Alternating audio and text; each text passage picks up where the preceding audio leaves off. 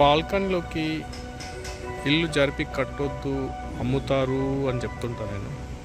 ఖచ్చితంగా ఈ ఇల్లు అమ్మకానికి వచ్చింది. కారణం చూశారు కదా, బాల్కనీలో జరిపి కడుతుంటారు. అంటే పైన స్లాబ్ ఉంది కదా, స్లాబ్లో పెట్టి కట్టినప్పుడు జరిగే ప్రమాదం ఏంటంటే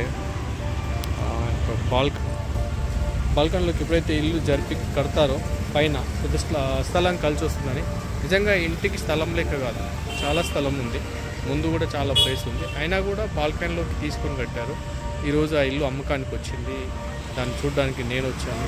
కాబట్టి చాలామంది నేను చెప్పేది ఒకటే, అనవసరంగా స్థలం మంచి స్థలాన్ని కూడా ఇష్టం వచ్చిన రీతిలో కన్స్ట్రక్షన్ చేసి దాని యొక్క శక్తిని తీసివేసి ఆ స్థలానికి ఎనర్జీ తగ్గించి ఈరోజు అందులో ఉన్న వాళ్ళకి కలిసి రాక లాస్ట్ చివరికి అప్పుల పాలై అమ్ముకునే స్థితికి వెళ్తారు ఈ యొక్క బాల్కనీలోకి ఇల్లు మార్చి కట్టిన వాళ్ళు.